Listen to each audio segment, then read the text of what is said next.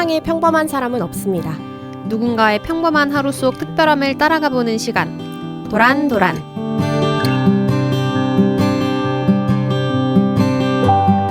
안녕하세요, 박다영입니다. 안녕하세요, 여세정입니다. 저희가 이렇게 오늘 또 도란도라 녹음을 하러 왔는데요. 저희가 아시는 분들은 아실지 모르겠지만 영상을 저희가 시즌 3부터 지금 진행을 하고 있는데 굉장히 신경이 많이 쓰이네요. 그럼요. 이게 카메라가 이렇게 앞에 있는 게 원래 신경이 안 쓰이는 줄 알았는데 나를 가려놨기 때문이었어요. 지난주 걸 저희가 모니터하고 굉장히 좀 놀래가지고 깜짝 놀라가지고 내가 저렇게까지 입이 째지게 웃는구나. 그래서 사람들이 요청했던 거구나. 그래서 사뭇 조금 긴장되고 조금 정제된 모습으로 노력해봅시다. 네, 입술도 발랐고요. 네네. 네. 좀 더 라이브한 어떤 표정들을 영상으로 만나보실 수 있을 것 같아요. 네, 궁금하신 분들은 유튜브로 확인 부탁드립니다. 도란도란 라이프 디깅. 네. 네, 저희 그러면 오늘도 도란도란 라이프 디깅 6화 시작해보도록 하겠습니다. 도란도란에서는 각자 온앤오프를 보내는 방법에 대해 이야기를 나누며 일과 취향이라는 주제로 인터뷰를 나눕니다. 총 2부 구성으로 직업에 대해 이야기해보는 1부 잡담, 그리고 덕질을 통해 취향에 대해 알아보는 2부 덕담으로 구성되어 있습니다. 그리고 도란도란 라이프 디깅은 팟캐스트를 비롯해서 유튜브로도 만나보실 수가 있어요. 유튜브에 도란도란 라이프 디깅 검색해주시고 게스트분과 저희가 녹음실 밖에서 있었던 일들도 비하인드 영상으로도 확인을 해보실 수가 있으니까 시청해 주시기 바라고요. 그럼 이제 본격적으로 게스트분을 모시고 함께 이야기 나눠보도록 하겠습니다. 도란도란 시즌3 6번째 화 그러려니라는 좌우명을 갖고 계신 분입니다. 단영님을 모셔보도록 하겠습니다. 안녕하세요. 안녕하세요. 안녕하세요. 단영입니다. 반갑습니다. 네. 안녕하세요.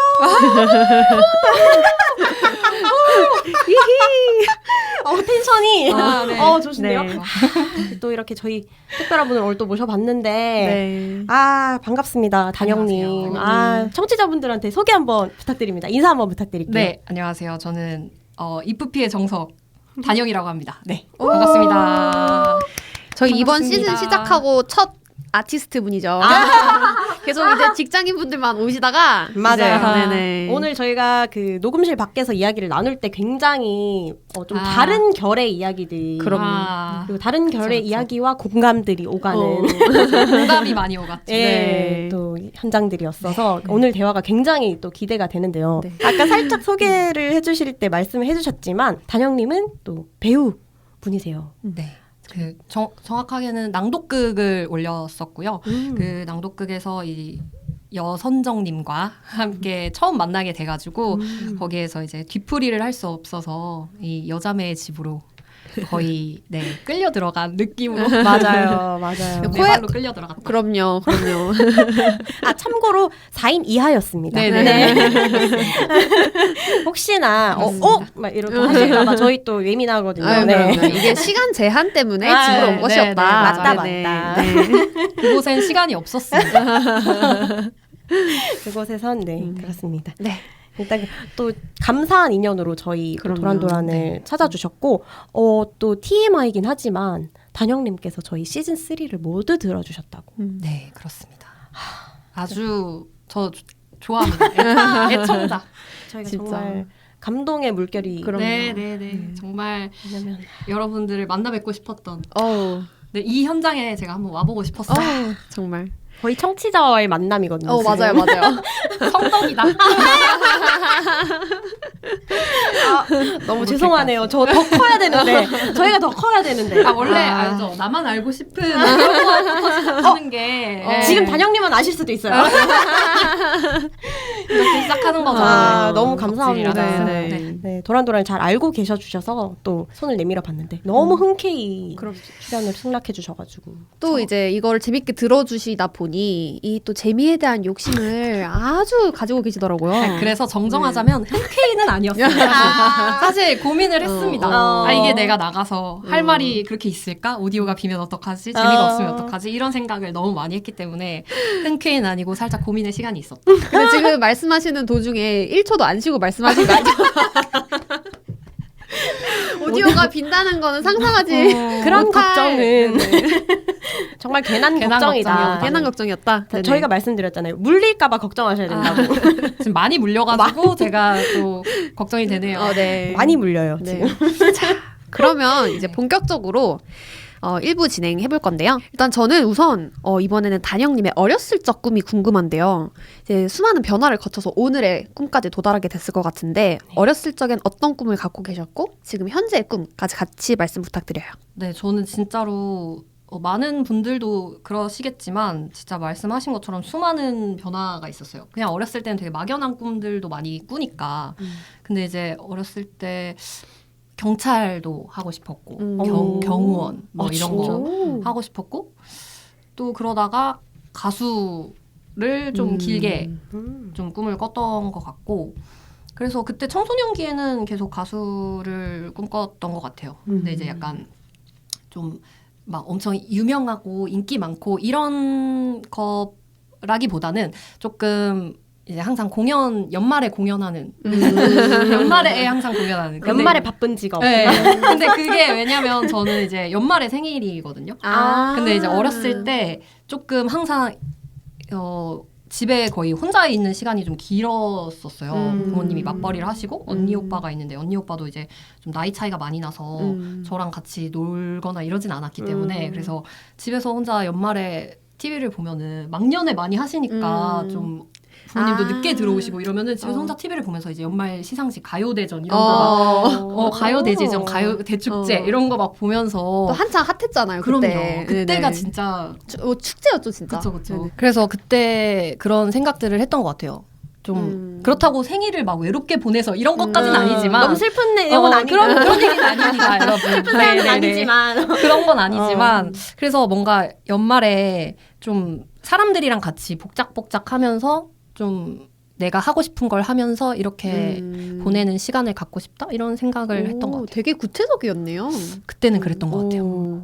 완전 어렸을 때는 그런 화려한 무대가 하고 싶었던 거였는데 이제 조금씩 이제 가수라는 꿈을 알게 되면서는 그냥 그런 게 아니어도 뭐 조그만 무대에서라도 그냥 좀 사람들이랑 내가 공연을 하면서 연말을 좀 보내면 되게 행복하겠다 이런 생각을 좀 했던 것 같아요. 그러니까 약간 뭐 음원을 내고 음반을 내는 것보다 공연 자체에 더 매력을 네, 느끼셨던 거죠? 그랬던 것 같아요. 오, 되게 그렇게 생각해 보면 이 배우라는 꿈으로 흘러 들어온 게 진짜 자연스러운 일인 것 같네요. 맞아요. 무대를 찾아다니신 무대인 거지. 거구나. 그랬던 것 같아요. 지금도 그래서 좀 공연이나 이런 거를 제 공연 그 낭독극 한 번의 공연밖에 없지만 그래도 저는 이제 무대 경험을 좀 하고 싶어 해요 지금도. 뭔가 딱 나한테 인상 깊었던 뭔가 공연이 있으셨던 거예요? 그건 아니고? 그런 건 아니에요. 그냥 모르겠어요. 그냥 무대라는 거 자체가 주는 인상이 있잖아요. 그래서 그런 것 같아요. 어렸을 때부터 무대에도 많이 서셨어요? 아니요, 저는 제 이프피라고 했잖아요. 되게 낯가리고 소심한 그런 관종 스타일이기 때문에 멍석 깔아주면 막 좀 잘 못하는 그런 스타일이에요. 그래서 어딘가 막 무대를 제가 진짜 말씀하신 것처럼 찾아다닌다거나 이런 스타일은 아닌데 그래서 계속 하고 싶었던 것 같아요. 그걸 못하니까. 하고 싶은데 그럴 용기는 없고 이러니까 계속 그걸 찾아다닌다기보다는 그냥 꿈을 계속 꾸고 있었던. 마음에 계속 품고 있으신 거죠. 아니 저희가 아까 그 커피를 마시면서 이제 말씀을 들었는데 원래 음악을 전공을 하셨다가 꽤 그러니까 20대 중반까지는 음악을 이제 공부를 하시다가 그러니까 배우로 이제 꿈을 조금 전향을 하신 걸로 들었는데 그러면 그 가수의 꿈을 꾸실 때도 무대를 그렇게 많이 막 서지는 않으셨던 거예요? 한 4번 정도 공연을 했던 것 같아요. 그때 그러면 그 조금 4-5번 뭔가 내가 이루고자 했던 그 느낌을 조금 그때도 받으셨어요? 네, 실제로 재밌었어요. 그게 굉장히 재밌었다라고 느꼈어요. 실제로 딱 서보니 더 내가 어렸을 때 생각했던 그런 화려하거나 막 수많은 관객 이런 건 아니지만 그래도 그게 굉장히 가슴 떨리게 하는 경험이었기 때문에 되게 무대 좋았던 체질이다 이렇게 느끼셨을까요? 그것도 모르겠어요. 떨리긴 네, 한다. 너무 떨리고 막 어떻게 했는지도 모르겠고 근데 너무 막 좋아. 이런. 네, 근데 그게 너무 좋아요. 이게 무대 체질 아니에요? 그런 겁니까? 그런 거라고 그 정리할까요? 박수갈채가 아 네. 진짜. 그 굉장한 중독성이 있어요. 아, 그 맞아요. 무대에 딱 섰을 때 조명이 탁 켜졌을 때 객석은 잘 안 보이는데 이게 맞아. 들어올 때 그때 그 콩닥콩닥콩닥콩닥 맞아, 하는 게 내 맞아, 귀까지 맞아. 들릴 때. 근데 내가 연습한 걸 뱉어내고 있을 때. 어, 그때에 좋다, 대한 좋다. 그 희열이 있었던 것 같아요. 저도 진짜 그 박수갈채 소리를 너무 좋아하거든요. 그래서 저도 약간 공연 쪽으로 좀 쫓아가려고 했었던 것도 그 뭔가 전 또 사람이 되게 많은 걸 별로 안 좋아하긴 하는데 그 수많은 사람들의 박수갈채는 또 되게 좋아해요. 그래가지고 저는 공연장을 막 찾아다닌 편인가? 아무튼 공연장을 좋아하는 게 조금 아이러니한 거죠. 그러니까 사람들이 많은 걸 사람들 속에 있고 싶진 않은데 박수갈채는 듣고 싶어요. 약간 이루어질 수 없는 거 아닌가요? 어려운데? 맞아요. 보통 이런 꿈을 꾸시는 분들이 무대에 중독돼서 헤어날 수 없는 경우가 여기도 맞아요. 있거든요. 어렸을 때 약간 무대에 중독돼서 그랬었죠. 맞아. 아 그러시구나. 그런 공감이 또 있군요. 근데 약간 연말 공연을 보면서 그런 생각을 하셨다는 게 되게 좀 특이하다. 네. 네네. 흥미로운 지점인 것 같아요. 그렇구나. 흥미롭군요. 저는 그렇다고 생각 못했어요. 그래요? 약간 그냥 뭐 가수하면 어릴 때 노래가 재밌어서라든지 아. 아니면 노래를 잘해서 맞아. 잘한다고 누가 해서 이런 거. 어. 근데 그것도 당연히 있겠지만, 있겠지만. 이제 그 연말 공연이란 특별한 그 기억이 난다는 것 자체가 되게 신기한 소스인 것 같아요. 그리고 신기한 이렇게 이야기인 것 같아요. 특정해 주신 게 되게 흥미로워요. 네네. 그러니까 연말에 항상 공연하는 사람. 네네네. 되게 이거 처음 근데 들어보는 또 연말에 항상 공연하려면 거의 슈퍼스타가 되긴 해야 되죠. 그렇죠. 그거 아무나 안 세워주고 연말에는 연말에. 안 되지. 연말, 주말 이런 어. 거 급이 이제 그렇게 나뉘거든요. 그러니까 그 소중한 연말이라는 해가 넘어가는 그 연말에 그 시간을 써서 돈을 써서 온다는 것 자체가 굉장히 그러니까 이 꿈 의미가 자체가 있는. 굉장히 특별한 꿈인 거예요. 그냥 가수 아니고 맞아요. 연말에서는 가수야. 근데 이게 맞아. 연말에 공연을 하는 사람이라는 게 정말 딱 가수가 아니어도 사실 되게 이제는 좀 넓어진 맞아요. 개념일 수 있어서 좀 앞으로도 좀 기대가 기대를. 되네요. 네네. 그러네요. 그리고 이제 그 인생의 꿈은 세상에 미련 없는 할머니라고 네. 말씀해 주셨는데 이게 네네. 최근에 생각을 한 건데 최근에 어떤 동생이 인스타로 이제 무슨 백문백답을 언니 심심하면 이거 해달라 이렇게 해가지고 보내줬어요. 그래서 거기에 그게 있어서 한참을 생각했는데 갑자기 딱 떠오른 게 세상에 미련 없는 할머니였어요. 좀 그냥 가기 전에 좋아요. 저 이런 주제 좋아합니다. 가기 전에 돌이켜 봤을 때 어. 할 걸 막 이렇게 좀 더 살 걸 막 이런 걸 하지 않고 좀 미련 없이 눈을 감을 수 있는 그런 할머니. 후회가 좋다, 많이 좋다. 남지 않는 네. 삶을 산. 근데 그렇게 생각한 거는 지금까지 조금 후회한 적이 많기 때문에 그런 생각이 들었던 것 같아요. 내가 후회 없이 살고 있어서가 아니라 후회를 좀 하면서 살고 있었기 때문에 앞으로는 그러지 말아야지. 약간 이런 생각으로 갑자기 생각이 들었던 것 같아요. 다짐 같은. 맞아요. 맞아요. 이런 꿈이 저는 인생의 꿈이 어떤 딱 뭐랄까 직업 이런 게 아니어서 너무 좀 뭐랄까 좋은 것 같아요. 와닿는 것 같아요. 더. 이건 어떻게든지 지금부터 만들어 갈 수 있는 맞아요. 꿈이니까 너무 궁금하네요. 저희가 그럼 또 단영님을 저희가 앞서 배우라고 소개를 드렸는데 배우라는 직업에 대해서 혹시 조금 소개를 해주실 수 있을까요? 이게 되게 배우라는 직업에 대한 소개를 한다는 게 조금 뭔가 부담스러운 점이 조금 있는데 맞아요. 왜냐면 대부분 대중들이 잘 알고 있는 지점이기도 하고 배우라는 직업은 그렇지만 뭐 어쨌든 겉모습으로만 보여지는 게 많다 보니까 그 소개를 하자면 배우는 연기를 하기 전까지의 그 과정들이 굉장히 많은 직업인 것 같아요. 맞아요. 그래서 뭐 바로 현장에 나가서 연기를 한다거나 이럴 수 있는 게 아니고 물론 다른 직업들도 그렇겠지만 그 과정이 굉장히 여러 단계가 있는데 뭐 프로필도 만들고 프로필도 막 수정을 계속 해야 되고 이게 한 번 이력서처럼 이렇게 만들어 놓는다고 해서 그걸 계속 쓸 수 있는 게 아니라 계속 수정을 하고 계속 뭔가를 하고 업데이트를 이렇게 계속 해야 되고 또 업데이트를 해서 그걸 계속 뿌려야 되고 더해서 이걸 계속 해야만 내가 선택이 될 수 있는 거라서 그거에 대한 고민들을 하는 게 가장 1번이고 그렇게 해서 뭐 프로필을 냈을 때 단번에 픽스가 되는 게 아니라 또 뭐 오디션을 본다면 오디션을 준비를 해야 하고 또 그렇게 돼서 픽스가 된다고 해도 그 이후에도 또 준비를 현장에 가기 전에 뭐 분장팀에 연락을 받아서 뭐 헤어스타일이라든지 뭐 이런 것들을 다 컨펌을 받고 의상팀과 의상 컨펌을 받고 뭐 이런 것들을 막 다 하고 나서 현장에 가서 이제 연기를 하는 건데 아직은 저도 이제 단역을 하고 있다 보니까 잠깐 가서 한두 씬 정도를 찍고 빠지는 그 작품에서 한두 씬 정도를 찍고 빠지는 그거기 때문에 그렇게 찍고 오는 겁니다. 보통의 그 촬영의 과정이. 네네. 과정이. 그렇게 되는. 그러면 그러니까 그 배우라는 직업에 대한 소개라기보다 단영님에게 있어서 배우라는 직업은? 저한테 있어서 배우라는 직업은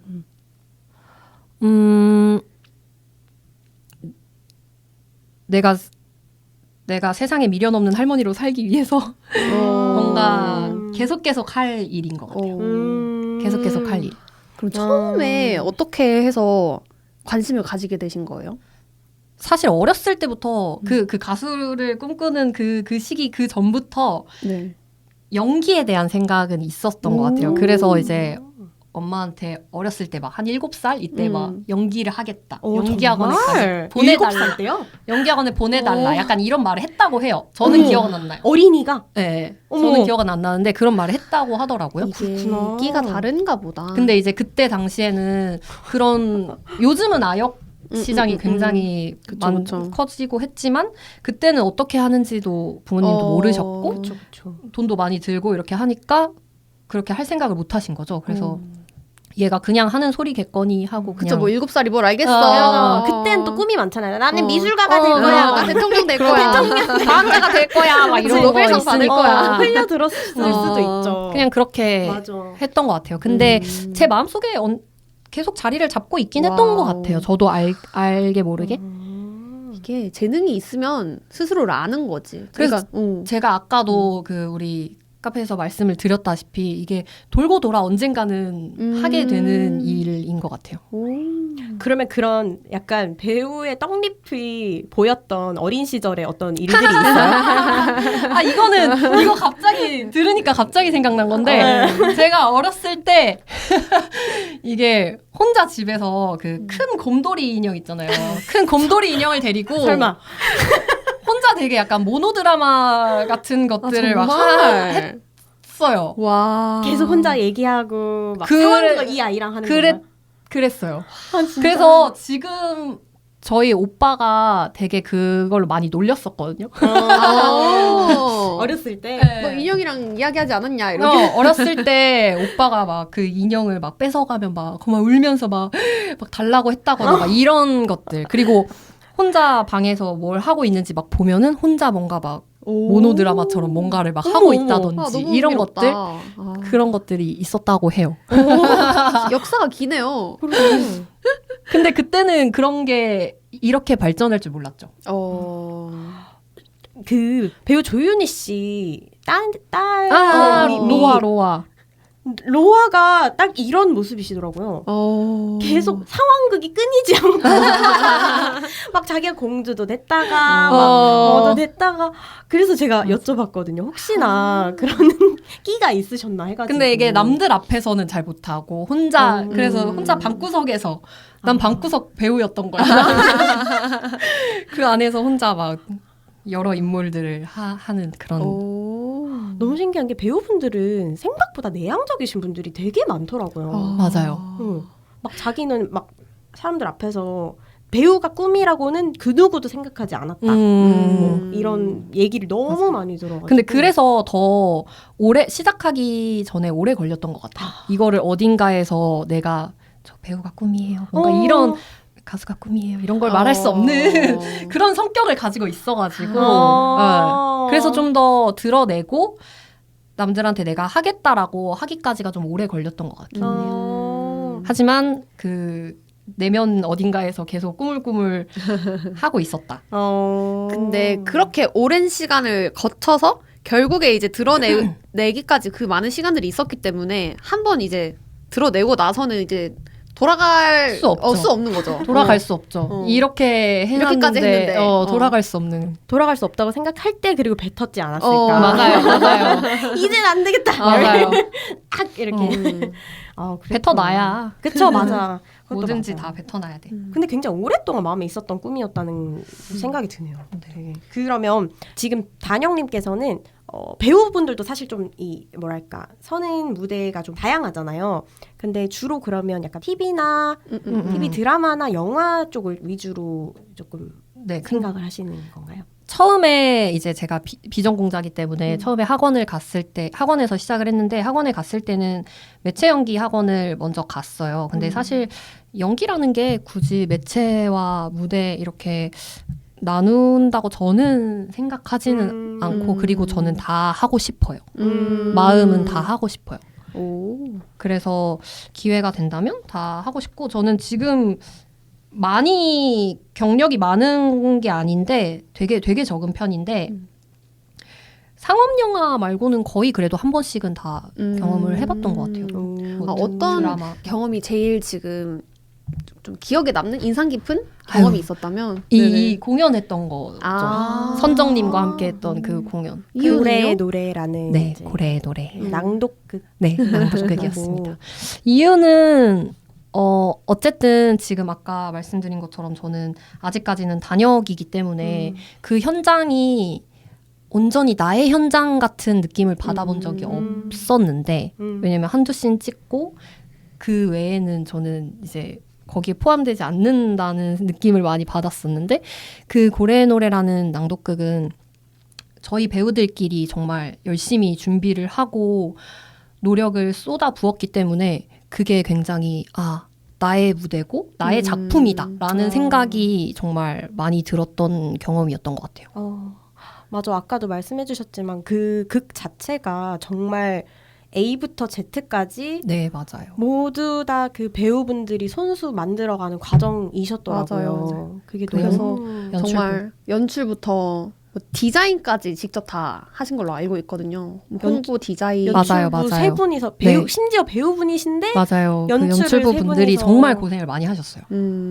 막 텀블벅 그 맞아요. 진행도 펀딩도 하고, 하고. 펀딩도 하고. 저희 내에서 다 그 디자인도 역할 그렇고, 나눠가지고.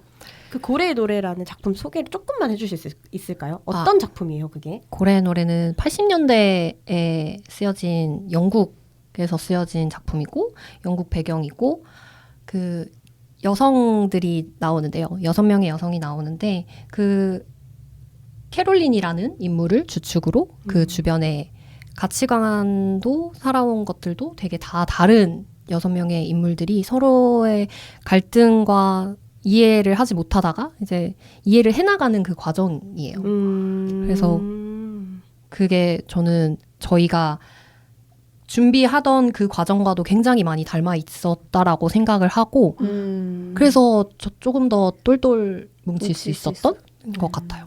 맞아요. 그때 단영님이 맡으셨던 그 배역에 대해서도 잠깐 소개를 해주실 수 있을까요? 저는 스텔라라는 배역을 맡았었는데 스텔라는 굉장히 겉으로는 굉장히 좀 세고 이럴 수 있지만 내면적으로는 상처가 굉장히 많고 네, 그런 인물이었어요. 그래서 가장 대척점에 있는 그 인물과 친구가 되어가는 그 과정, 그 과정이 저는 되게 많이 마음에 남았었어요. 그 역할을 단영님께 드린 이유가 있어요, 혹시? 그게 제가 그 첫 공연 때는 스텝으로 참여를 했었는데 이제 다음 해에 두 번째 공연을 올릴 때 배우로 같이 하자는 제의를 받아서 같이 했고 그래서 그때 약간 오디션 아닌 오디션 같은 느낌으로 이제 리딩을 먼저 한번 해보고 하고 싶은 역할들을 배역을 다 먼저 이제 리딩을 해보셨던 네. 거예요? 하고 싶은 배역을 먼저 물어봐 주셨어요. 그래서 저는 근데 사실 스텔라라는 인물을 하는 게 굉장히 큰 도전이었거든요. 왜요? 어떤 저는 원래 그런 연기를 해본 적이 없었고 평소에도 그런 스타일이 아니었어요. 그런 뭔가 연기가 뭐예요? 그 이제 배역 캐릭터 자체가 굉장히 톡 쏘는 네. 그런 아. 성격을 가진 캐릭터. 그래서 그런 인물을 해본 적이 없기 때문에 저는 항상 잔잔하고 뭔가 이렇게 다이나믹이 잘 없는 그런 연기만 경험을 해봤다가 그리고 그 극 자체를 처음부터 끝까지 제가 첫 등장이거든요. 그래서 첫 등장부터 이렇게 끝까지 하는 그거를 처음 해봐서 굉장히 큰 도전이었었어요. 저한테는. 내가 할 수 있을까? 그래서 그 분들도 다른 배우분들, 연출부 분들이 생각보다 안정적이고 차분한 연기를 하는 배우였구나라고 처음에 말씀을 해주셨었어요. 근데 이제 제가 하고 싶다, 일지망이 스텔라다. 내가 스텔라를 하고 싶다고 하셨어요. 네, 처음에 일지망을 말할 때 제가 도전을 하신 말했었어요. 거네요. 도전을 하고 싶은 배역과 이지망은 이제 제가 잘할 조금 수 있을 것 더 같은. 할 수 있을 것 같은 역할 이렇게 두 가지를 선택해서 갔는데 믿고 맡겨주신 거죠. 근데 저도 이제 연극을 보러 갔었는데 단영님이 하시는 그 타임에는 제가 또 아쉽게 못 가가지고 제가 못 봤거든요. 그렇네. 그렇네요. 단영님 연기 제가 못 봤어요. 아, 그래서 내가 두 번. 그렇네. 이거 안 되죠. 그렇네요. 뒷부리만 함께했다. 그러니까. 그렇네요. 이게 타임별로 또 달랐었군요. 저는 이제 엄마가 오셔가지고 엄마랑 같이 보러 갔었는데. 맞네요. 제가 표를 드렸네요. 맞아. 그래서 또 이것도 웃긴 게 잠깐만 아까 무슨 얘기를 하려고 했더라? 그 스텔라라는 캐릭터 자체가 사실 거의 그 정말 다 캐릭터들 다 정말 매력 있긴 하지만 그 중에서도 정말 강렬한 인상을 주는 캐릭터예요. 그래가지고 딱 끝나고 나면 제일 잔상이 많이 남는 게 저는 스텔라긴 했거든요. 뭐 물론 제 단영님 거를 보지 못했지만 아쉽긴 다시 하지만 얘기해야겠다. 제 걸 봤으면 어땠을지 모르겠네요. 네. 네, 그리고 그래서 그 해보신 이후에는 좀 어떤 그 경험이 되셨어요? 되게 자신감도 조금 생겼고, 이렇게 만들어 나가는 거구나라는 것도 굉장히 많이 배웠고, 되게 저는 도움이 많이 됐던 것 같아요. 되게 많이 배웠어요. 그러게요. 연기의 어떤 폭을 조금 넓힐 수 있는 기회였던 것 같아요. 나도 할 수 있구나라는 생각도 좀 들었고, 근데 그 뒤에는 그 다른 배우분들이 도와준 부분들이 정말 많았어요. 제가 중간에 이제 긴 흐름의 극을 처음 해보다 보니까 그걸 끌고 가는 그 에너지가 좀 부족했었거든요. 그래서 그거에 있어서 다른 배우분들이 굉장히 많이 도와주셨고, 제가 막 낙담하고, 막 연습실 가는 게 좀 무서워질 지경이었었거든요. 진짜.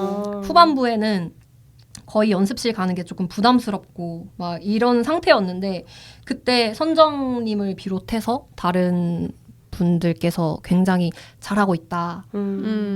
이런 말들도 굉장히 많이 해주고 도움을 정말 많이 받았어요. 그래서 저는 그게 굉장히 기억에 많이 남고 있어요. 가장 그 공연 매체 연기와 공연을 하셨을 때 넘어가셨을 때 가장 어려웠던 지점이 어떤 지점이셨어요? 무대를 채워야 하는 거. 그 에너지로 채워야 하는 게 되게 어려운 일이구나라는 거를 되게 많이 느꼈어요. 다른 배우분들도 다 매체에서 활동을 많이 하시는 배우분들이신데 이게 그 카메라 앞에서 연기를 하는 것과 그 큰 무대를 채워야 하는 그 에너지는 조금 다르더라고요. 근데 소름 끼쳤어.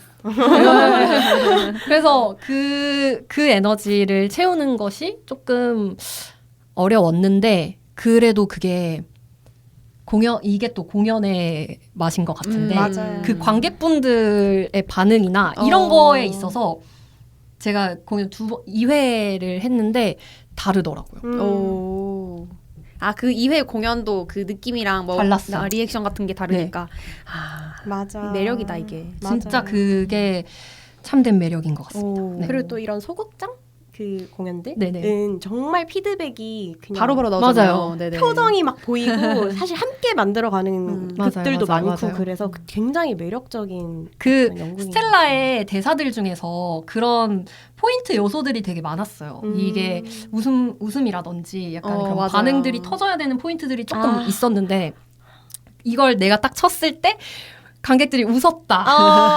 이럴 때 약간 하나 올라가고 자신감 하나 올라가고 그럼 그 다음 대사가 조금 더 수월하고 약간 이런 것들 그런 것들이 있었던 것 같아요. 맞아요. 되게 재밌었어요. 실수는 딱히 없으셨어요? 아유 있었죠. 있었는데 사실 지금은 생각이 잘 안 나는 것 같아요. 그래도 큰 실수는 아니었던. 네. 그냥 실수라기보다는 두 번째 공연할 때 조금 이제 자의식이 살짝 들어왔을 때 그때가 조금 이걸 빨리 떨치고 다시 스텔라로 가야 돼. 약간 이런 마음을 먹었을 때 무대 위에서 그때 살짝 살짝 깨졌다. 약간 이런 느낌이 있었던 것 같아요. 아 너무 보고 싶다. 근데 되게 재밌었어요. 그러니까 공연 계획 우리 다시 공연 없으세요? 진짜 좋았잖아요, 맞죠? 참고로 여기 세정님입니다. 아니 많이 비슷하긴 한데 선정님이랑 세정님입니다. 네. 아니 공연을 보셨으니까 그치. 우리의 소중한 관객이시니까 내 공연은 그건 아니었지만 보셨으니까. 너무 궁금하네요. 그러면 이게 그리고 약간 낭독극이라는 걸 저도 이제 처음 접했는데 저도 아직 이게 처음 시작할 때 그 뭐 모든 공연이 그렇겠지만 진짜 숨죽여서 처음에 이제 인트로 그 시작하는 걸 숨죽여서 이렇게 딱 집중을 하고 있는데 불이 이렇게 하나씩 그러니까 조명이 하나씩 켜지고 캐릭터들이 하나씩 이렇게 등장을 하니까 이게 진짜 매력이 있더라고요. 그러니까 앉아서 진행을 하거든요. 근데 그 낭독을 하시는 대본을 놓고 진행을 하는데 낭독을 하시는 분께 조명이 가서 그때 이제 말씀을 하시는 거거든요. 근데 그 형태도 굉장히 좀 새롭기도 하고 재밌기도 하고 근데 그 와중에 연기 이 스토리가 그 읽히고 들린다는 게 너무 신기한 거죠. 처음에 저희가 준비할 때도 그 부분도 굉장히 회의도 많이 하고 그런 걸 많이 거쳤어요. 왜냐면 이 낭독극이기 때문에 저희가 앉아서 이제 말씀해 주신 것처럼 앉아서 공연을 하는 건데 이 시선 처리나 이런 것들도 그렇고 제스처나 이런 것들 그게 몰입에 방해가 되지 않게 하려고 굉장히 많이 관객의 입장에서 생각을 많이 하고 피드백도 이제 주변 지인들이 참관을 해서 피드백도 좀 받고 이렇게 거의 마지막까지도 수정을 했던 것 같아요. 그 시선이나 이런 면에 있어서는. 그러니까 좀 더 그 상상하시기 쉽게 말씀드리자면 지금 우리 앉아 있는 것처럼 그냥 일렬로 앉아 계세요. 근데 이제 이렇게 앉은 상태에서 이 캐릭터들은 또 서로에게 대화를 걸고 대답을 하는 이제 형태라서 그러면은 뭔가 이렇게 서로 다 봐야 될 것 같은데 그렇지 않고 관객을 향해 있는데도 이게 소통이 되고 그게 정말? 진행이 되는 거죠. 저는 지금 처음 들어서 낭독 저는 약간 연극처럼 생각을 했거든요.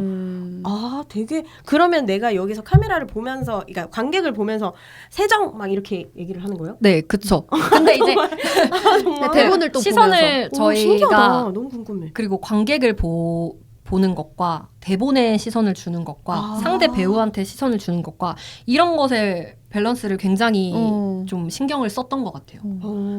왜냐면 관객들은 저희가 움직임이나 이런 것들이 없이 앉아서 하는 거다 보니까 그게 몰입이 잘 안 될 수도 있잖아요. 그래서 그리고 저희는 대사가 굉장히 많았거든요. 그래서 그 대사들을 다 흡수를 하면서 몰입을 해야 되기 때문에 관객들이 그런 면에 있어서 신경을 되게 많이 썼던 것 같아요. 어쩌면 오히려 그 액션들이 작지만 그러니까 많이 없지만 그 하나하나 액션들이 굉장히 큰 어떤 의미를 가지게 될 수도 있겠네요. 그래서 관객들에게는. 그것도 조심해야 된다 이런 거였죠. 우리가 작은 제스처 하나를 했을 때 몰입이 깨질 수 있다. 너무 어렵다. 그래서 이걸 하느냐 마느냐 어느 정도까지 올리느냐 이런 것들까지도 되게 많이 고민을 했던 것 같아요. 거의 마지막까지도. 이게 그러면 고래의 노래라는 본래 그 원작은 낭독극의 형태가 아닌 거예요. 네, 공연된 적이 없었고 그거를 그냥 이제 작품 네, 그냥 소설이었죠. 아, 그랬군요. 그래서 연출부터 시작해서 모든 걸 다 맡아서 네. 이렇게 만드셨다고. 네, 매력적이죠. 대단히. 굉장히 저는 이 분들과 함께 할 수 있어서 너무 영광이었고 너무 좋았어요. 좀 반응은 어땠어요? 반응은 저는 좋았다고 생각을 하는데 약간 관계자들의 반응도 혹시 있었나요? 관계자들 업계의 반응. 그렇다더라. 그거는 잘 이런 거. 모르겠는데 네, 저는 사실 지인들의 반응밖에 없었기 때문에 저희가 사실 또 최측근에 업계에 계시는 분의 반응을 들었잖아요. 그럼요. 거의 도란도란의 그 네. 가족과 같은 분이신데 매회차 등장하고 계시. 시즌 원체의 진행자분이셨던 네. 병국 씨께서 최병국 씨께서 혼자 가서 관람을 하셨다. 네. 아 근데 아쉽게도 어. 병국님도 저의 공연을 보지는 못하셨어요. 그렇네요. 그랬군요. 네. 그랬군요. 아 이런. 제가 또 아쉽네요. 아유. 하지만 또 너무 좋다고. 네네. 이제 그 진짜로. 병국님은 진짜 무대 감독하시는 분인데 맞아요. 그분이 찾아가서 보고 너무 좋았어요. 라는 또 그런 반응이 있었다. 네. 피드백이 있었다. 맞습니다. 아, 또 기회가 되면 꼭 가서 보고 싶네요. 저 네. 너무 궁금하다. 다음에 제가 하게 된다면 꼭 두 분을 초대하도록 하겠습니다. 계속 기대합니다. N 회차 공연이 됐으면 좋겠어요. 네. 정말. 저도 그랬으면 좋겠네요. 너무 궁금하다. 아, 그러면 지금 이렇게 연기를 하고 계시는데 하고 계신 일을 위해서 실질적으로 가장 좀 중요하다고 생각한 역량이 어떤 게 있을까요?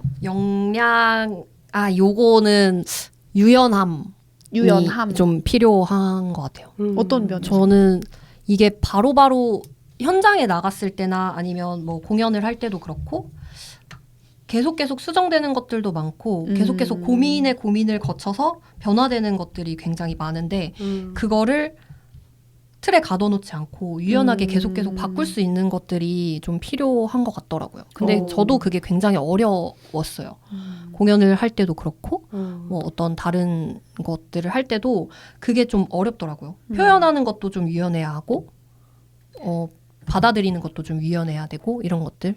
그럼 현장에서 막 예상치 못했는데 완전히 뭔가 바뀌게 된 경우가 있으셨어요?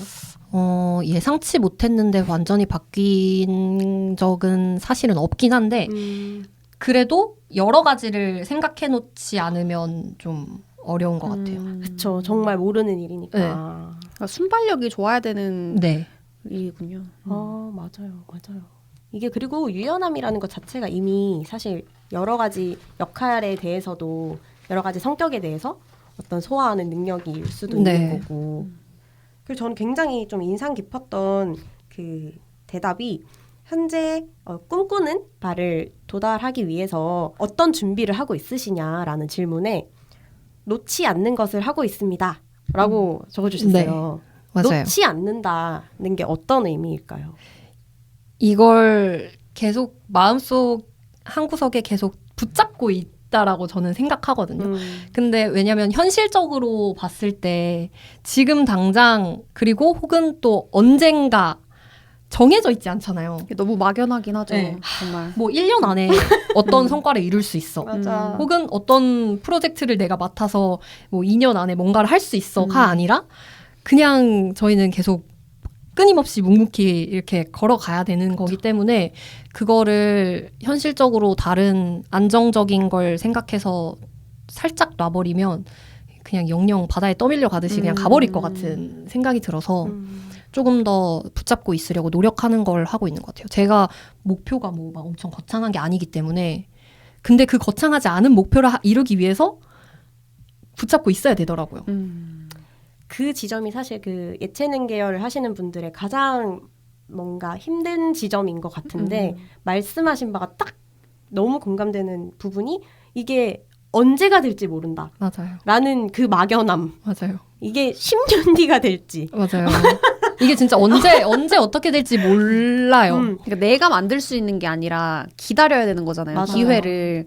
근데 그게 뭐 예를 들면 시험 같은 거는 한 몇 년 정도 이 정도 분량을 공부해가지고 뭐 시험에 몇 번 떨어질 수는 있겠지만 이 범위라는 게 있잖아요. 그리고 길이 있는데 길이 있지. 근데 대부분은 이제 방법이 조금 이게 정해져 있잖아요. 네. 어떤 뭔가 간호사가 되고 싶으면 뭐 대학을 간호대를 들어가서 뭐 국가 시험을 쳐서 뭐 병원에 취직을 한다. 그러면 이제 간호사가 되는 건데 이건 너무 약간 막연한 그리고 이런 시험들은 정답이 있어요. 맞아, 근데 맞아요. 여긴 정답이 없어요. 맞아. 이 세계는 정답이 없어. 제가 예전에 제가 가장 많이 했던 말이 그 답답함을 느낄 때 차라리 답이 있었으면 좋겠다. 맞아요. 그러면 내가 그냥 그걸 공부하거나 그걸 위해서 가면 되는데 맞아. 그게 아니니까 내가 그 답을 만들어 가야 되니까 그러니까 맞아, 길을 맞아. 만들어야 되니까 맞아요. 너무 막연한 거죠. 약간. 맞아요. 맞아요. 놓지 않는다는 거. 네. 그래서 근데 그 기회를 기다리는 거가 맞긴 한데 그 기회를 잡으려면 내가 준비를 하고 있어야 되고 놓지 않고 있어야 되는 거죠. 맞아요. 그렇기 때문에 놓지 않는 것이라고 좀 그렇게 적어봤어요. 그러면 혹시 이거를 조금 놓고 싶다라고 생각이 들었던 적도 있으세요? 놓고 싶다. 네, 있었던 것 같아요. 항상 있었던 것 같은데. 놓고 싶다. 사실 아무것도 안 하면 한없이 아무것도 안 할 수 있잖아요. 우리가. 맞아요. 근데 그걸 꾸역꾸역 붙잡고 있는 거죠. 가장 그 마음을 좀 일게 했던 가장 큰 이유가 어떤 것들이에요? 조금 놓고 싶다라는 마음을 일게 했던. 내가 이제 솔직히 나이가 이제 어리지 않잖아요. 우리가 어리지 않은데 맞다. 늘상 눈치를 봐야 되고 뭔가 그리고 뭐 현실적으로 금전적인 부분이나 이런 부분에 대해서도 늘상 좀 생각을 해야 되고 그런 부분이 있을 때 그냥 차라리 일을 그냥 차라리 정말 지금 옆에서 격공하고 계시거든요. 준비가 떨어질 것 같아요. 눈빛이 지금 오늘 녹음 마칠 쯤에는 이 고개가 떨어져 있을 것 같아요. 디스크 조심하시고. 네, 그럴 때 맞아요. 이게 그러면 그럼에도 불구하고 내가 이걸 놓지 않게 해주는 또 다른 어떤 지점 그 부분들이 있을까요? 놓지 않게 해주는 건 그런 기억들인 거죠. 내가 공연을 했을 때라든지 내가 현장에 갔을 때라든지 이럴 때 정말 좋았었구나. 그런 고생이나 이런 내가 눈치 보거나 막 이런 걸 했을 때 그래도 견딜 수 있어 라는 거. 새벽에 막 가서 해야 되고 막 밤늦게까지 해야 되고 그렇지만 이게 고생이라고 느껴지지 않을 때. 맞아. 진짜 근데 저는 이런 부분들이 너무 부럽거든요. 사실 저는 제가 뭐 원하는 것들을 하면서 계속 살아왔다고 생각을 하는데 일적으로는 뭔가 그렇지만 다시 돌아가고 싶을 만큼 좋은 기억이 잘 없는 거예요. 그래서 난 정말 좋아하는 일을 하면서 살고 싶은데 그 정말 이런 강렬한 기억 하나만 있어도 뭔가 아무리 힘들어도 버틸 힘이 되는데 아직 그 정도로 좀 좋았던 기억이 잘 없는 것 같아가지고 그러니까 그게 한마디로 진짜 원동력인 건데 일을 이어나갈 맞아요. 수 있는 원동력인 건데 좀 그런 기억을 갖고 있다는 것 자체가 너무 부러운 일인 것 같아요. 그 오은영 선생님이 오은영 선생님이 항상 그런 말씀을 하셨는데 우리가 고등학교 때 뭐 수학 성적 기억나세요? 안 나시잖아요. 그렇지만 우리가 살면서 학창 시절에 한 번쯤 밤새워서 공부한 경험이 다들 있잖아요. 그 기억으로 사는 거다라고 하셨는데 그게 저는 굉장히 제 마음속에 깊이 있는 것 같아요. 그래, 내가 열심히 했었고 그로 인해서 느꼈던 것들 그것 때문에 다시 하고 싶은 것 같아요. 맞아요. 그게 정말 원동력이 되는 거죠. 나한테. 내가 가슴 뛰는 구석 한 구석 맞아요. 있다는 거. 그게 자꾸 건드려지는 때마다 약간 다시 좀 채워지기도 하고 또 말 한마디에 좀 무너질 때도 있고 하지만 또 돌아서도 이게 내가 그래서 이거 놓치면 그러니까 후회하지 않을 자신 있어? 저는 약간 그걸 항상 저한테 물어봐요. 내가 지금 그만두면 너 나중에 후회 안 할 자신 있어? 네 친구들, 너 주변에 그 음악하는 사람들한테 정말 그 부러워하는 마음 없이 박수 쳐줄 수 있냐고. 맞아요. 약간 그런 질문을 저한테 그럴 때마다 해보는 것 같아요. 맞아요. 아직은 아니다. 아직은 항상. 아니다. 저도 항상 얘기하는 게 그만둘 수 있지. 언제든 그만둘 수 있지. 이런 생각인데 근데 지금은 아닌 것 같다. 왜냐면 뭐 마음이라는 게 사실 뭐 이 일이 너무 좋았다가도 또 아니게 느껴질 수도 맞아요. 있는 거고 그래서 막 나는 끝까지 이걸 가지고 갈 거야 라는 고집은 아니지만 근데 아직은 그때는 안 온 것 같다는 생각을 하죠. 전 예전에는 곧 죽어도 이거야 라고 생각을 했었어요. 저도요. 네. 곧 죽어도 이거야. 나는 차선책 같은 건 없어. 안 만들어. 이런 거. 차선책을 만든다는 것 자체가 이미 내가 포기할 거라는 가정하에 만드는 거라고 저는 생각했어요. 왜 안 된다고 생각하고 그걸 생각해? 그래서 그런 거가 없었는데 이제 조금씩 현실과 막 부딪혀 나이가 들고 가면서 나이가 든 거죠. 들면서 자꾸 플랜 B, C를 생각하게 되고 맞아요. 보험 하나 들어두고 약간 그런 것 같더라고요. 네, 네. 아, 맞아요. 재밌네요. 네. 저는 좀 궁금한 또 하나가 지금 TMI이긴 하지만 네. 단영님과 제가 이제 곧 30을 앞두고 있는데 한 1개월 반 정도가 잠깐만. 잠시만 6위크 남았거든요. 오케이. 소름. 그만하세요. 그만하세요. 그렇게 구체적으로 말하지 마세요. 그런 이 시점에서 네. 단영님에게 지금 가장 현재 큰 고민이 혹시 있으시다면 어떤 고민. 거이실까요? 큰 고민. 딱히 없으실 수도 있고. 아니 너무 많아서 지금. 아, 그 중에 가장 큰 고민. 그 중에 가장 큰 고민. 가장 큰이라고 하니까 이게 네. 문제군요. 네. 가장 큰 고민. 그거는 이제 30대를 어떻게 보낼까에 대한 사실 구체적인 계획을 세워놓지 않았기 때문에 저는 늘 계획이 없거든요. 저는 아까 말씀드린 IFP라서 저는 늘 계획이 없기 때문에 그거에 대한 고민. 20대는 어떻게 잘 살긴 살았어. 근데 이제 30대는 조금 더 잘 살고 싶어서 그거에 대한 고민이 좀 있는 것 같아요. 기대가 좀 있었거든요. 전 아까 말씀드렸던 것처럼 20대에 왜 이렇게 힘들었지? 라는 물론 모두가 다 힘들지만 20대에 난 특히 뭐 왜 이렇게 힘들었지? 약간 이런 생각이 잘 안 풀렸나? 이런 생각이 좀 있어요. 물론 저의 노력이 부족했을 수도 있고 어떤 여러 가지 이유가 있겠지만 그래서 그렇게 보내고 이제 떠나보내려니 20대를 그럼 맞이할 30대는 어떻게 하면 조금 더 잘 후회 없이 미련 없이 살 수 있을까에 대한 고민이 좀 있는 것 같아요. 뭐 풀어주시나요 여기서? 저희가 무릎팍도상 아니지만 미련 없이. 근데 그 단영님의 기준에서 잘 산다, 잘 풀린다라는 게 이제 직업적으로 말씀을 하시는 게 맞을까요? 직업적인 것도 분명히 있지만 그게 아니어도 제가 아까 후회를 계속 하면서 살아왔기 때문에 이런 게 나왔다고 말씀을 드렸잖아요. 미련 없이. 그래서 이제 30대부터는 좀 그런 걸 덜 해보는 삶을 사는 게 저는 잘 사는 게 아닌가. 내가 어떤 고민을 하고 결정함에 있어서 그런 고민들이 충분히 많겠지만 그걸 하기로 했으면 후회하지 않고 하기 전까지 할까 말까 고민하고 놓치고 후회하고 이런 것들을 좀 덜 하는 삶을 사는 거.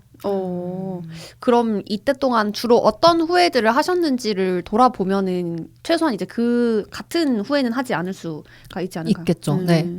저는 놀고 싶을 때 못 놀고 일 할 때 이게 나한테 괜찮나? 이런 고민을 되게 많이 하고 그런 것들이 좀 있었던 것 같아요. 저는 사실 진짜 집순이여서도 있지만 다양한 경험을 하면서 살지 못했던 것 같아요. 뭐 여행이라든지 뭐 그런 걸 선택함에 있어서 저는 두려움이 되게 많거든요. 저 정말 예전에 제가 그랬어요. 아 진짜요? 네. 그래서 좀 그런 거에 대한 게 좀 있는 것 같아요. 좀 어떤 걸 도전할 때 그냥 속 시원하게 빡 도전! 이걸 못해요 잘. 그래서 끊임없이 생각하다가 놓치고 그게 제일 후회가 되는 것 같아요. 그러네요. 놓친 것들이 계속 많은 거. 듣다 보니까 이게 생각의 그 시간이 긴 거 네. 자체가 조금 후회가 되시는 맞아요. 거죠. 그래서 근데 또 그렇게 고민을 해놓고 결국엔 해. 그러니까 그 고민하는 시간을 좀 단축시켜 나가는 것이 저는 그렇네요. 목표가 되지 않을까.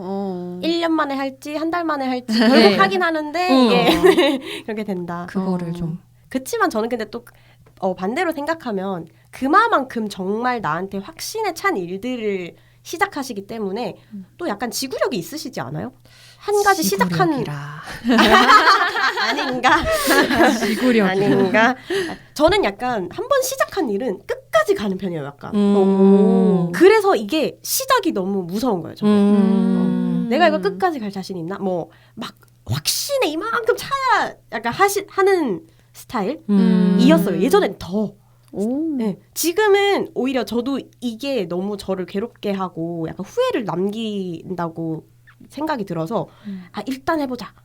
이런 게 좀 많이 이게 좀 다듬어졌지만 네. 예전에는 엄청 그런 스타일이었어가지고 저희 아빠가 저한테 다영이는 돌다리도 이 멀쩡한 누가 봐도 멀쩡한 이 돌다리를 수백 번 두드려만 보다가 안 건넌대. 너무 정확하게 지금 단양님의 고민을. 맞아요. 그게 저예요. 근데 오빠는 반대로 누가 봐도 망가질 것 같은 날인데 그냥 가. 간다는 거야. 뜯어 말려도 간대. 둘 좀 섞어놨으면 좋겠다 막 이러셨었거든요. 그래서 너무 공감이 가요. 그 말이. 맞아요. 아 진짜 약간 이 뭔가 생각의 시간이 지속된다라고 표현하기도 조금 아쉬웠거든요. 근데 이걸 정확하게 대변하는 표현이었어요. 맞아요. 그래서 그 다리를 좀 믿어도 된다. 뭐 조금 젖어도 되고. 그래. 방법은 물 좀 튀면. 있으니까. 그죠, 그죠. 맞아요. 맞아요. 말리면 되고. 그렇다. 좋네요. 감사합니다. 아유. 그러면 이제 그 배우라는 직업을 키워드로 좀 표현을 해보자면 어떻게 표현을 할 수 있을까요? 키워드. 네. 아까 말한 그 유연함도 당연히 있을 거고 책임감이 꼭 필요할 것 같고 매력이 진짜 중요 매력. 키워드. 별표. 매력 정말 별표. 어렵다. 돼지꼬리 땡냥. 돼지꼬리 땡땡. 그리고 고민이라는 것도 키워드일 것 같아요. 각각의 키워드가 어떤 좀 책임감이라는 게 저는 그 현장이나 이런 데에서 느꼈던 게 정말 수많은 분들이 계시거든요. 가면 스태프분들 그리고 거기에 나오시는 배우분들 정말 수많은 분들이 계신데 그 각자들이 다 자신의 몫을 잘 해내기 때문에 그게 이루어지더라고요. 그 누구도 대충 하거나 뭐 이럴 수가 없어요. 그게 만들어지려면. 그래서 그 모두가 다 각자의 몫만큼 잘 해내고 그러려면 반드시 책임감이 필요한 것 같아요. 그래서 책임감이라는 걸 좀 넣었고 매력이라는 거는 정말 빠질 수 없죠. 이게 빠질 수 진짜 없죠. 다른 일들은 잘하면 되잖아요. 맞아요. 그냥 맞아요. 정해진 거 잘 수행하면 되는데 이건 연기를 아무리 대본을 진짜 하나도 토시 하나 안 틀리고 외워도 매력이 없으면 안 되는. 맞아요. 그래서 저는 이게 연기를 잘한다 못한다의 기준으로 나누기가 좀 어렵다고 생각하고 매력이 그 사람의 연기가 매력이 있고 없고 그 사람의 뭐 외형적인 거라든지 내면적인 거라든지 그런 것들이 매력이 있고 없고 그거의 차이라고 저는 생각이 드는 것 같아요. 그렇네요. 하면 할수록. 그러면 그게 최고의 칭찬이 될 수 있을까요? 단영님이 만약에 들었을 때 네. 정말 매력적인 배우다. 너무 저는 저는 듣기만 했는데 지금 진짜 소름 돋았어요. 오. 진짜. 뭐야. 그래서 저는 그 아까 말했던 스텔라라는 캐릭터가 되게 매력적이기 때문에 하고 싶었던 것도 많이 컸었고. 그러면 단영님이 생각하시는 정말 매력적인 캐릭터, 그러니까 드라마나 영화 속 캐릭터가 있다면은 어떤 캐릭터들이 있을까요? 가장 매력적. 저는 이런 게 항상 오케이. 그런 게 가장 있어요. 아니고. 가장 아니고 가장 뺀. 최근에 본 것 중에 최근에 본 것 생각나는 거.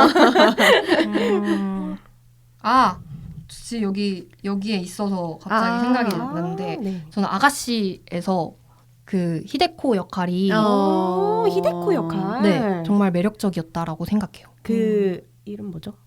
김민희. 김민희 씨가 연기한 왜 어떤 지점에서요?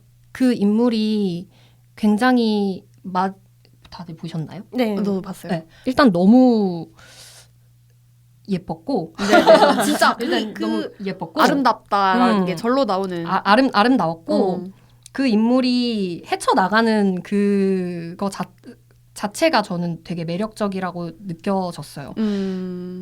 헤쳐나갔다. 네.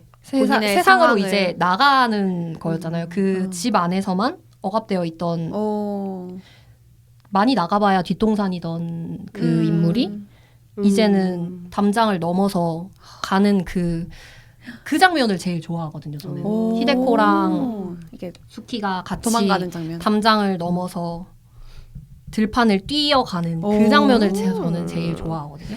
아, 근데 저는 그 아가씨라는 영화를 그러니까 이제 사람들마다 어떤 포인트를 좋아하는 포인트들이 다 다른데 이런 식으로 받아들이셨다는 것 자체가 굉장히 또 흥미롭네요. 그러니까 그 어떤 한 뭐 스토리나 장면이 아니라 그 영화 전체를 봤을 때 이 캐릭터가 어떤 상황을 마주하고 넘어가는지를 초점을 맞춰서 보셨고 그리고 그 장면도 네. 그렇고 그것이 마음에 와 닿으셨던 뭔가 이유는 단영님에게도 공감이 되는 어떤 지점이 있으셔서일까요? 그럴 수도 있는 것 같아요. 저도 음. 어쨌든 성격적으로도 계속 말해왔던 것처럼 너무 고민 많고 앞으로 나가기까지 굉장히 오랜 시간이 걸리고 이런 사람이고 대한민국 여성들은 누구나 다 여성뿐만 아니고 모든 사람들이 다 나만이 가지고 있는 결핍이나 억압들이 있을 것이고 그럼요.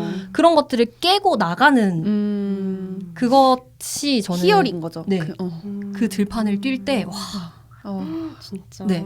그때 희열을 좀 느꼈던 것 같아요.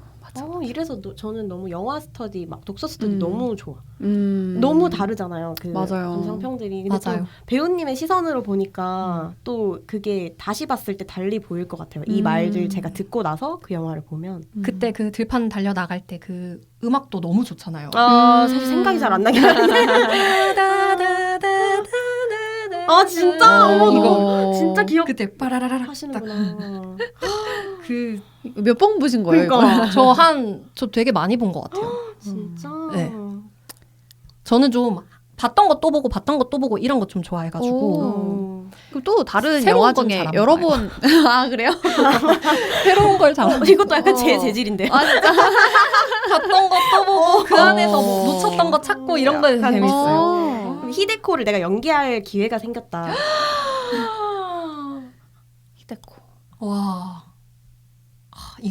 그건 못할 것 같아요. 정말. 왜냐면 정말 그 배우분이 그런 표정이나 이런 것들이 저는 지금도 생각이 나는데 못할 것 같아요.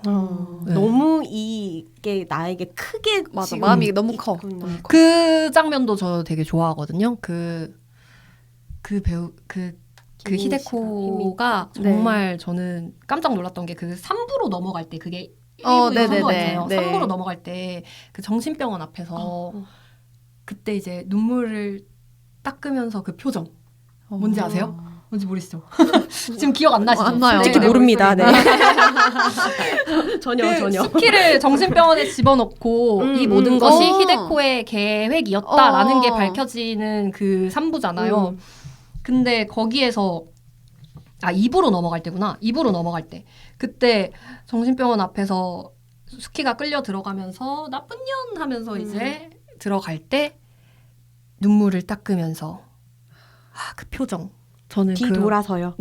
아니죠? 앞에서. 정말. 보면서 왜요? 그게 왜요? 어떤 그게 약간 히데코가 전반적으로 좀 굉장히 절제된 감정 표현을 하잖아요. 맞아요. 그래서 그 눈물이 더 뭔가 네. 크게 느껴졌을 것 같기도 해요. 맞아요. 그리고 어쨌든 그 전까지는 수키의 시선에서 이제 그게 진행되잖아요. 수키의 시선에서 가다가 이제 히데코로 넘어가는데 그때 히데코가 이 눈물을 흘린 것이 가짜였다라는 것이 밝혀지는데 그게 사실 3부에서는 또 둘의 계획이잖아요. 예. 그러니까 그 둘의 계획인 걸 알기 전까지는 저게 뭐 약간 이렇게 저 나쁜 맞아. 어머 약간 이렇게 되는. 어. 근데 그 표정이 정말 저는 좋았던 것 같아요. 아 진짜 이 영화 많이 보셨고 네. 정말 눈물을 좋아하는구나 흘리고 약간 라는 게. 하늘을 이렇게 보면서 눈물을 닦으면서 솔직히 집에서 해봤다 안 해봤다 나 지금 솔직히 가장 크게 웃은 것 같아요. 이거 뭔지 알아요?